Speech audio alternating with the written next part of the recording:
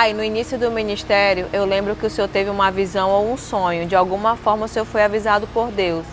Conta pra gente como é que foi. Primeiro, eu tive um sonho que a gente via um campo muito grande para trabalhar na colheita.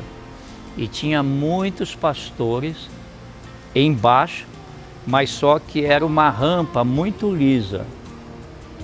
Muito lisa. E nesse sonho que acontecia? Alguns pastores afoito, eles davam um pique para tentar chegar lá e não conseguiam e deslizavam. Aí eu disse, gente, vamos achar uma corda, porque tem uma árvore ali em cima, vamos amarrar uma pedra e jogar, e aí essa pedra desce, aí todo mundo sobe. E aí conseguimos uma corda grande, amarramos uma pedra e jogamos na árvore, daí todo mundo foi subindo. Disse, agora vamos ficar em linha e vamos colher.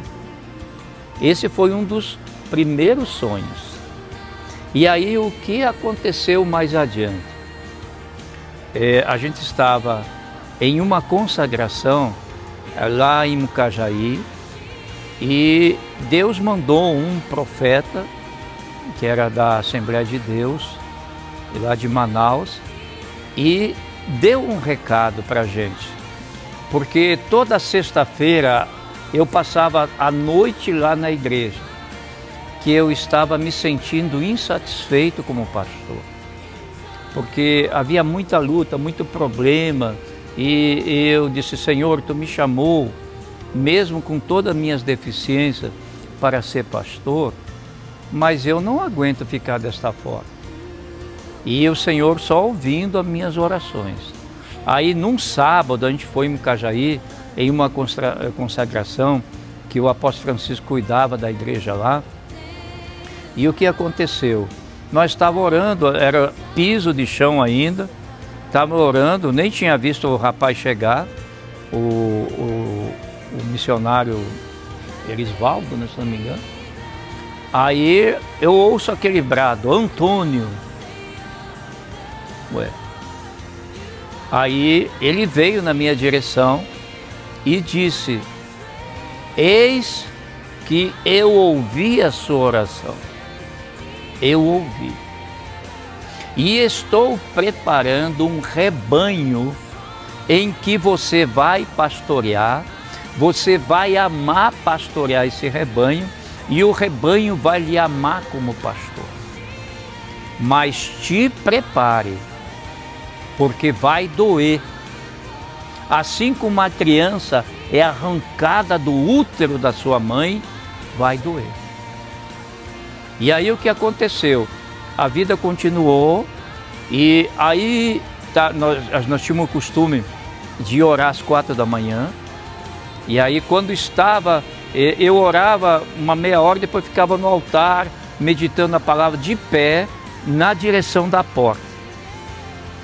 Aí quando eu vejo, entra um anjo, ele passa a porta estava encostada, ele passa, ele estava com um martelo e uma talhadeira. Ele olhou para mim, deu um sorriso, e eu olhando aqui. Aí ele foi na parede, e foi rapidinho na parede. Aí eu olhando, ele tirou aquela parte da parede e abriu um cofre. Abriu um cofre. E daquele cofre ele veio com um papel, um envelope, daqueles envelope amarelo, né? Veio na minha direção.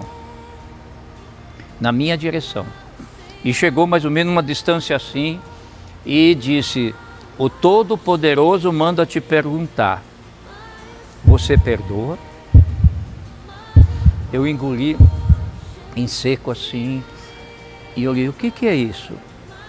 São acusações contra você. Você perdoa? Aí engoli seco de novo, daí disse, em nome de Jesus, eu perdoo. Aí o anjo disse, está selado. Voltou lá para aquele mesmo local, colocou no cofre, fechou, desapareceu. Aí depois aconteceu que a gente eu tinha ido para Israel, né? Gostava das celebrações de dança, e numa Assembleia de Deus, mesmo que seja a Assembleia de Deus do Brasil, eles têm os seus hábitos, costumes, né? E nós, assim, até fomos de uma forma precipitada, começamos a colocar a celebração de dança. E aqueles tradicionais começaram a ficar incomodados. Aí falaram, na época, com o presidente da convenção regional em Manaus, dizendo que nós estávamos judaizando a igreja. Judaizando. E aí houve uma assembleia lá, que eu não participei, mas aí eu e minha esposa resolvemos se desligar do ministério. Eu tinha uma grande amizade lá com o pastor Elildo, presidente da convenção, que já descansou no Senhor. Tanto é que depois que eu saí, ele disse: Flores, o que aconteceu? Não estou entendendo nada.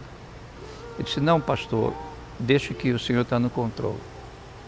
E aí nos desligamos no dia do aniversário dela, 17 de novembro de 1998. E aí o que aconteceu? No dia 5 de dezembro de 98, o apóstolo René pediu para nós ir em Manaus fazer um encontro. Eu já sabia que era encontro. E ali, a partir daquele encontro, começou a nossa história na visão. Aí fomos, o pastor Barroso, que era da Igreja Batista ali do Asa Branca, foi também. O apóstolo René conhecia ele do seminário, pediu para a gente ajudar ele a transicionar a igreja na visão. Ficamos 6 meses. E depois de 6 meses ele disse: Flores, fala para o Barroso se ele não quer, junto com você, abrir uma igreja da restauração aqui em Boa Vista. Aí eu falei com o pastor Barroso, ele não mostrou interesse, ele estava bem lá. Aí ele disse: então eu vou abrir uma igreja da restauração. E aí abrimos dia 8 de junho, né? 6 de junho de 99, abrimos a Igreja da Restauração lá em casa. Éramos 12 pessoas. Então foi mais ou menos desse jeito. E tem uma situação de uma conversa que eu tive por telefone com um pastor que é lá do Rio de Janeiro, que alguém falou que ele era juiz e tal. Aí eu conversando com ele e disseram que ele tinha uma visão muito apurada espiritualmente. Aí eu fiquei conversando, ele falando os problemas do dia a dia, das atividades dele. Aí depois ele disse: irmão, vamos orar, vamos. Aí ficamos orando no telefone. E aí o que acontece? Ele teve uma visão, ele disse: pastor, eu estou tendo uma visão muito ampla, muito límpida aqui. Deus está levantando uma pessoa que vai lhe ajudar muito. E ele mora no Amazonas. Ele é moreno e vai ser uma pessoa que vai lhe ajudar muito a crescer. E vocês vão ser amigo dele. Amigo. A sua família vai ser amiga da família dele. E aí apareceu o apóstolo René na nossa vida. E estamos aí caminhando com ele. E ele disse: olha, eu estou vendo muita gente, eu não estou conseguindo ver o fim. E você que vai pastorear esse povo. Então foi mais ou menos assim, Carmelisa, Felipe, Calise e Isaac, a minha esposa já sabia, foi mais ou menos nesse processo até chegarmos aqui.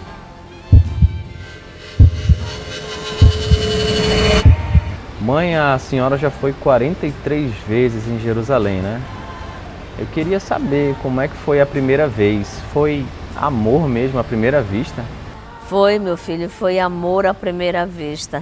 Quando eu cheguei em Israel pela primeira vez, eu lembro como se fosse hoje. Eu fiquei encantada, olhando tudo e dizendo: meu Deus, que lugar lindo é esse. Fiquei...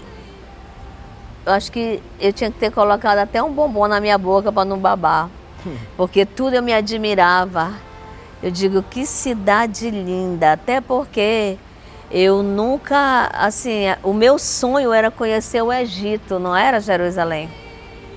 E eu estava grávida do Felipe quando eu vi pela primeira vez Jerusalém na televisão, quando morreu Isaac Rabin, né? E eu fiquei olhando, que cidade interessante, cheia de pinheiros, né? Eu fiquei pensando. E aí logo em seguida a gente conheceu o apóstolo René e ele nos fez o convite para irmos a Jerusalém.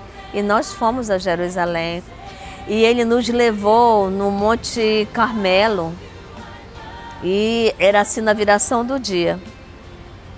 E todo mundo ajoelhou para o seu período de oração e eu fiquei ali quando eu ouvi nitidamente aquela voz. Eu vou te tirar do ministério onde tu estás e eu te colocarei em outro ministério, onde tu vais liderar muitas vidas. E eu parei assim, fiquei olhando, eu digo, quem está falando comigo, meu Deus? Aí fiquei observando os irmãos todos ajoelhados, orando.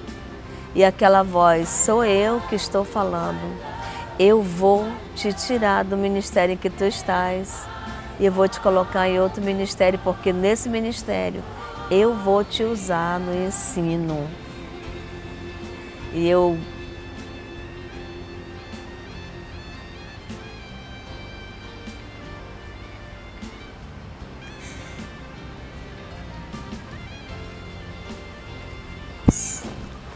é porque assim, no ministério que eu estava, era muito difícil, muita guerra, eu não tinha voz, eu era só mais uma mulher ali. E eu não gostava de trabalhar com mulheres. E quando Deus falou comigo isso, eu digo não. Eu acho que com a síndrome de Jerusalém, ouvindo coisa, porque eu não acreditei. Mas a partir daquele ano, começou o processo na minha vida, na vida do Flores, com relação à mudança e nós chegarmos até aonde nós estamos hoje. E eu fico pensando assim na misericórdia de Deus. Deus tirou a gente daqui, me levou para Jerusalém para falar comigo. Porque talvez se tivesse falado aqui eu não iria, sei lá, dar crédito, né? E começou esse processo, essa mudança. E hoje, às vezes, eu estou ministrando às mulheres e lembrando quantas vezes eu lembro, não só disso, mas de outras situações de bênção que o Senhor falou e hoje a gente vive.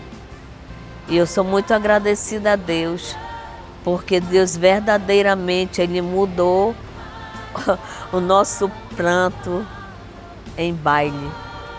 E nós somos muito agradecidos a Deus por tudo que o Senhor tem feito na nossa vida. E eu sei que muito mais Ele vai fazer, porque tudo que Ele fala, Ele cumpre. Deus, faço o melhor, faço o melhor.